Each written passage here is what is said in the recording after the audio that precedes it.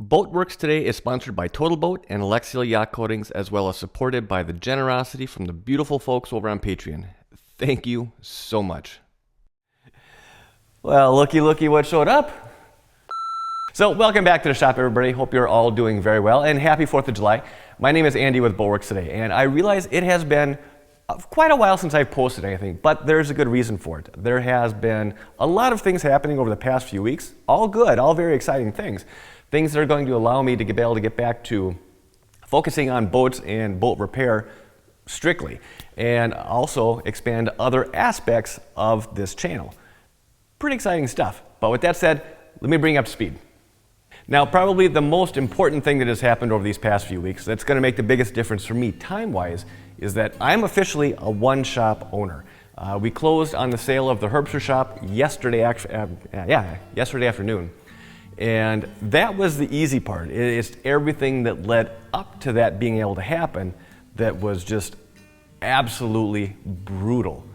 But I will say it is absolutely amazing, or sad, depending on how you want to look at it, at just how much crap was accumulated over those 15, 16, might actually even be 17 years that I was working out of there.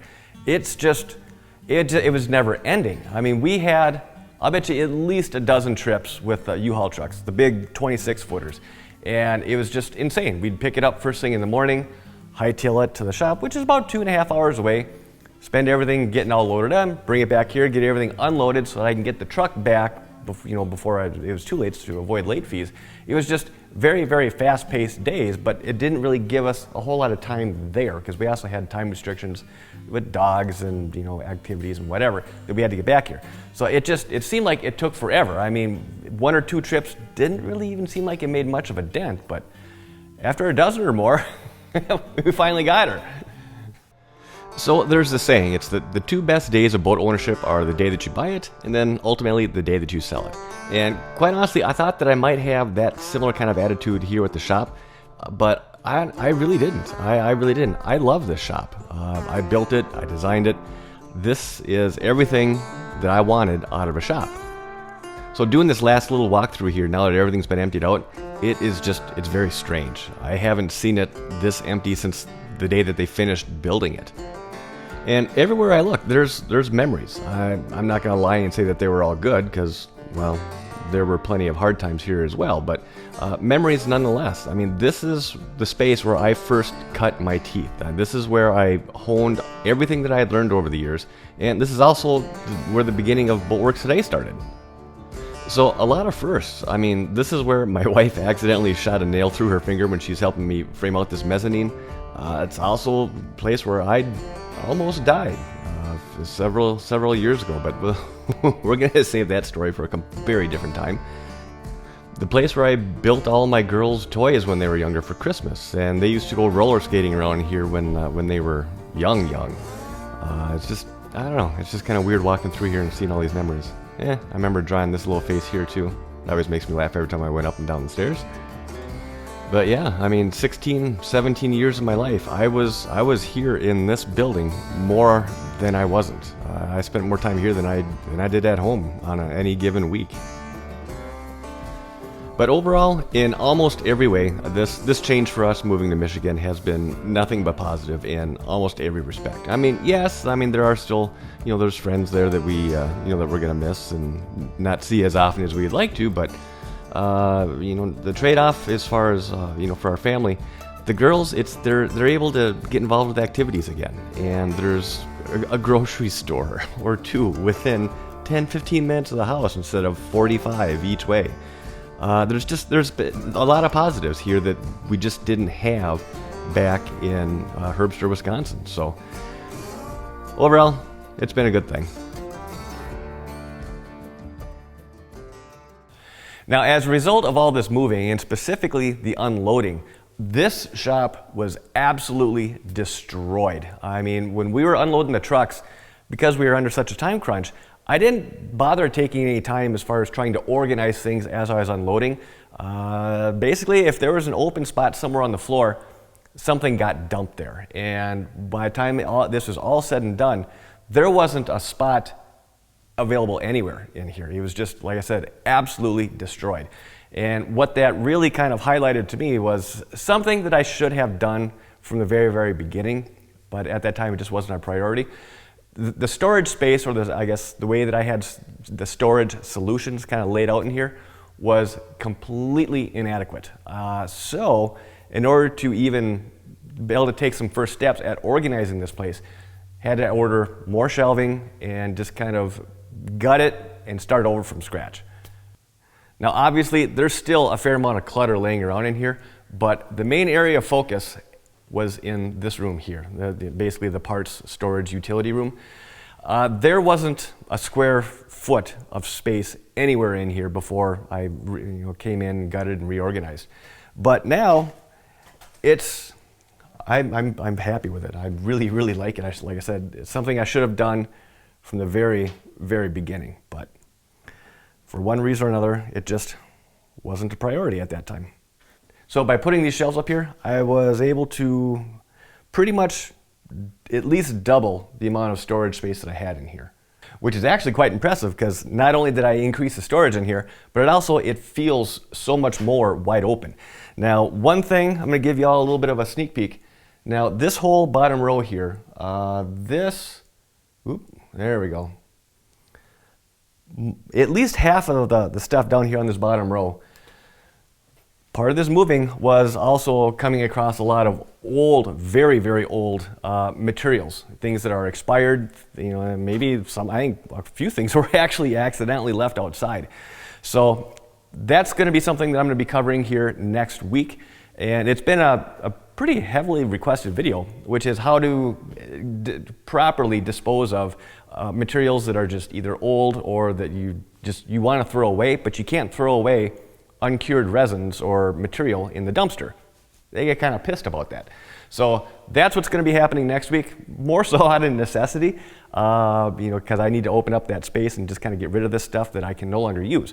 But I do think that's going to be a good way to kind of kick off getting back in the saddle here for the videos.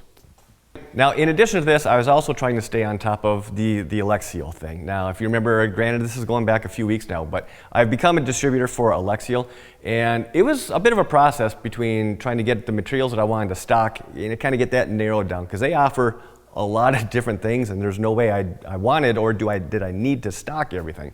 But trying to get everything kind of narrowed down, specifically on the colors and the volumes and that kind of thing, and get the purchase order submitted, get that order processed, shipped, and then finally delivered. Now, the order came in. It came in, what day is today?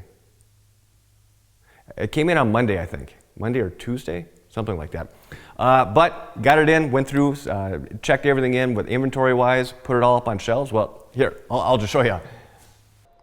So my thought process as far as what I was going to stock here is going to be 100% geared towards the DIY, specifically people that aren't able to spray. Because, I mean, let's face it, 99% of us can't spray, and right now I'm part of that camp because, well, I don't even have a compressor anymore. So everything that I got here is going to be specific for roll application. Everything from the primers to the paints, all the solvents, everything. But as far as the colors for the paint, I went with their top 16 most popular colors. Now, I'm not going to go through and list them all here, but I will have all the colors that I'm stocking listed down below in the description. And in total, generally speaking, the volumes that I got was roughly 5 gallons, varying quantities, or whether it's gallon containers or quart containers, but roughly 5 gallons of each of those 16 colors. And as far as the primers, I've got a bunch of the 442, both in the white and the gray. So overall, a nice little variety of everything. I didn't want to go too heavy on the inventory just in case this kind of doesn't really go anywhere. I didn't want to be stuck with it, but nice little assortment, certainly enough to get everything started. Now, before I get into this next thing, I need to give a huge thank you to my buddy Josh.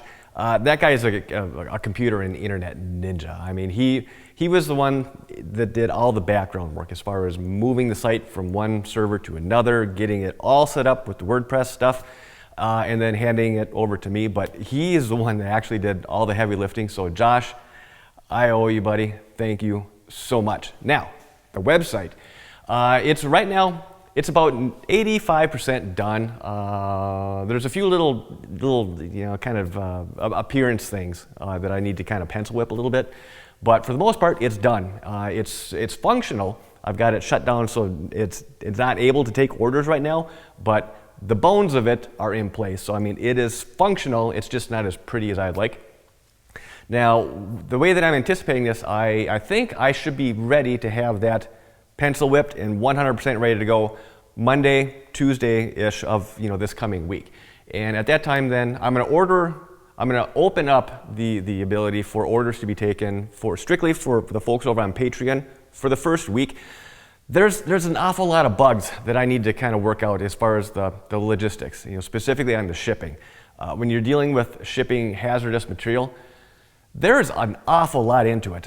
Certainly a lot more than I was anticipating. I was thinking, well, you put your stuff in a box, pad it all up, tape it real well, and down the road it goes. Well, oh no, there was quite the process. And that's really the hardest part for me to kind of wrap my head around, specifically on making sure that the paperwork and the forms are filled out correctly. So I want to start off with kind of a relatively small group of people, people that know up front are going to be, there might be some issues or some delays before when they actually receive it. Hopefully not. Hopefully I just nail it first time, nail it out of the park first time. But I'm fully anticipating screwing some things up. So I want to do my screw ups on small orders before I turn it over to really everybody, that's interested in ordering that material to go ahead and do so. And lastly, before I close this out, I know that there are a lot of people that watch this channel that have called into Alexseal for just general information, tech support, that kind of thing. And if you've called and ever talked to a guy by the name of Miguel, this is him. So somewhat last minute, Miguel came up to the UP of Michigan here, I think mostly for family kind of a thing going on, but he wasn't that far away. So he called me up and he's like, hey, well, you mind if I swing on over and kind of, just kind of hang out and catch up? Now, I hung out with Miguel, or when I first met him I think it was like 3, maybe even 4 years ago, when I actually went down to Charleston for one of their training seminars. And he was kind of the guy that made sure that nobody got in trouble or thrown into jail, to be honest. But he was a hell of a nice guy. And so when he called me up, I'm like, hell yeah, stop on over. And it just so happened, my wife and girls, they were gone, so it was kind of a boys' night out. So it was a lot of fun, just kind of hung out, made dinner, had a couple cocktails, and just kind of caught up. He's just a very interesting guy to talk to. So, but if you ever call in there and you speak with a guy named Miguel, this is that guy. He will treat you right. He knows. He's probably forgotten more than I'll ever know. So, but with that said, I think I'm going to close out this week. So as always, I hope you enjoyed this video. I'm really looking forward to these coming weeks. Now that all these little side projects and distractions are done, you have no idea how stressful all of this crap was. But it's done. It's done. But anyways, I hope you enjoyed the video, and if you did, hit that thumbs up button. If you're not already subscribed, hit that subscribe button and the notification bell. Thank you in advance. I really appreciate that. If you have any questions, comments, feel free to leave those down below. I will do my best to follow up with you. And as always, I want to thank you for your time. Thanks for watching. Have a safe 4th, and I will see you next week.